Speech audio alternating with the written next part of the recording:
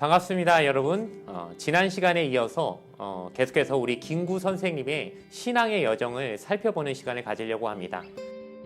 지난 시간에 우리는 김구 선생님이 유교, 또 동학, 불교라고 하는 어떤 그 독특한 삶의 이력을, 신앙의 이력을 경험하신 다음에 이제 오늘부터는 본격적으로 기독교인이 되시고 난 다음에 그분의 삶의 어떤 이력들, 그리고 그분이 이제 상해 임시정부에 가시기 전까지 국내에 계실 때 어떤 식의 독립운동들을 하시게 되는지를 잠시 살펴보는 시간을 가지려고 합니다.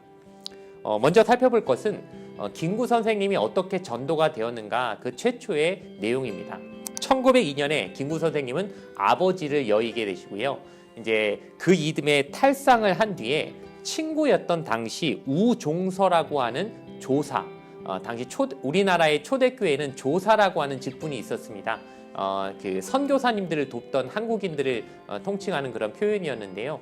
그 우종서라고 하는 조사의 권유로 1903년 가을에 예수교에 입교하게 됩니다. 그래서 당시 그 백범일지 중에서 김구 선생님이 기록하신 내용을 잠시 제가 읽어드리면, 애국사상을 가진 대다수가 이 예수교 신봉자였음을 숨기지 못할 사실이었다. 우종서는 당시 전도조사였고 나와 여러 해 친교한 사이였기 때문에 예수교 신봉을 훨씬 권했다. 나도 탈상 후에 예수를 믿고 신교육을 장려하기로 결심하고 있었다라고 그렇게 말하고 있습니다. 이로 인해 1903년 가을에 공식적으로 김구 선생님은 기독교인이 되셨다, 기독교를 받아들이셨다라고 우리가 볼 수 있습니다. 그렇다면은 기독교인이 되시고 나서 김구 선생님은 얼마나 활발하게 교회 활동을 하셨는가를 살펴보면, 당시 그 우리나라에 선교를 하셨던 선교사님들이 본국에 이제 그 선교 보고를 하는 그 보고서 안의 내용 중에 하나인데 제가 잠시 읽어드리겠습니다. 안학시찰 보고서에 의하면 작년에 개종한 김구와 오순형이라는 두 청년은 영혼을 구원하는 전도 사업과 다른 사람들에게 영감을 불러일으키는 일로 이미 널리 알려져 있다고 한다 하면서, 여기서 김씨, 김구 선생님을 가르칩니다. 김씨는 작년 가을에 개종하였고 평양 가을 사경회를 비롯하여 여러 달 동안 사경회에 참석하였다. 올해 2월에 해주에서 장현읍으로 이사하였는데 그곳에서 쉬지 않고 가르치고 전도하고 있다라고 하면서, 이제 기독교로 개종한 김구 선생님이 초반부터 매우 열심히 전도 활동과 또 사람들에게 기독교를 받아들일 수 있게 많이 노력하셨다는 사실을 이제 보고서의 내용을 통해서 우리가 또한 간접적으로 증거를 찾을 수가 있습니다.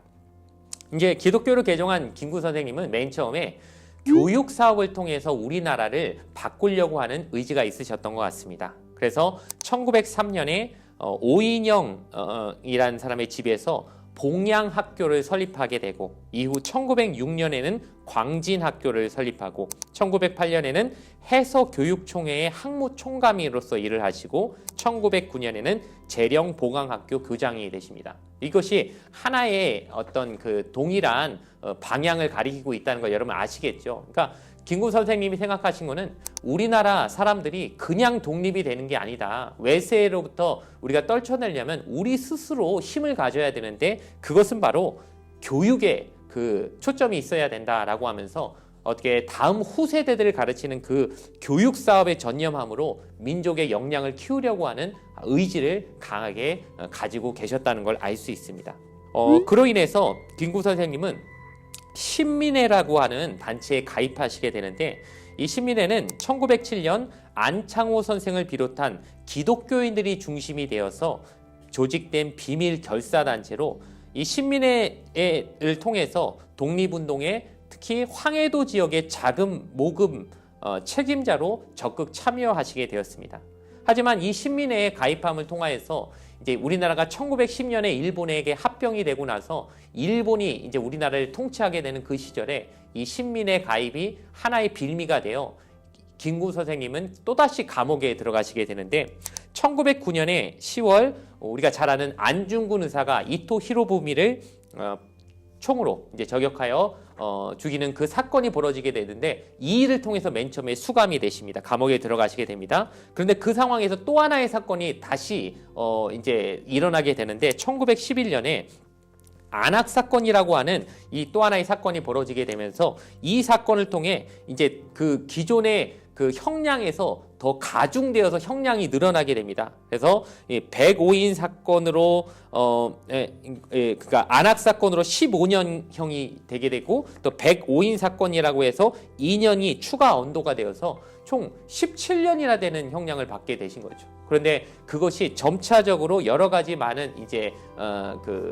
요즘 흔히 말하는 그 어떤 특사 같은 개념들이 되어서 자꾸 이제 형량이 여러 가지 어떤 기념 사건들 때마다 형량이 깎이다 보니까 최종적으로는 4년 8개월을 감옥 생활을 하시다가 이제 거기서 나오시게 되는 그런 게 되는 일이 생기게 됩니다.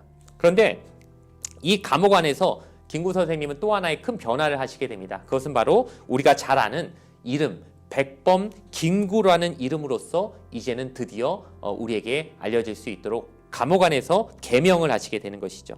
왜 이름을 구라고 하셨냐면은 그 9구자인데 일본인들의 호적에서 자기의 이름을 빼고 싶은 그 마음에서 이름을 일부러 9구자의 이름으로 이제 바꾸시게 됐고요.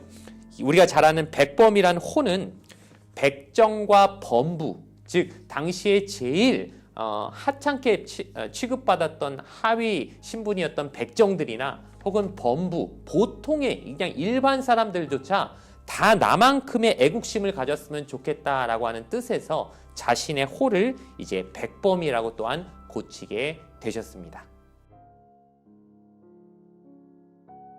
이렇게 약 4년 8개월의 그 감옥 생활을 하고 나온 김구 선생님은 이제 예전에 그 교육 활동을 계속할 수 없기에 이제는 농촌에 가셔서 농촌을 변화시키기 위한 활동을 하려고 하셨지만 그러나 이제 그 당시에 일본의 정책은 매우 강한 탄압 정책을 쓰고 있었기 때문에 일종의 김구 선생님은 요시찰 인물, 요주의 인물로 찍혀서 무슨 활동을 하든 일본 순사들의 감시를 받아야 되는 매우 답답한 그런 상황에 있으셨다고 합니다.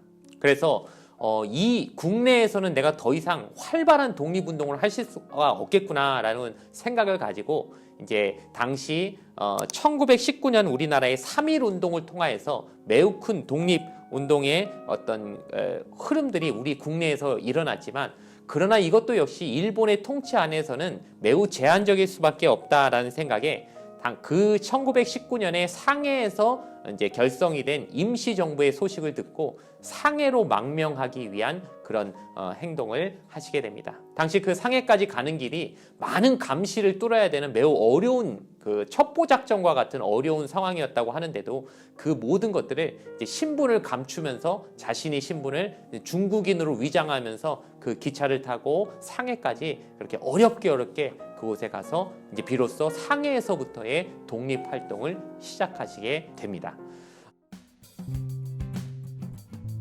오늘 내용을 잠시 정리를 하자면요.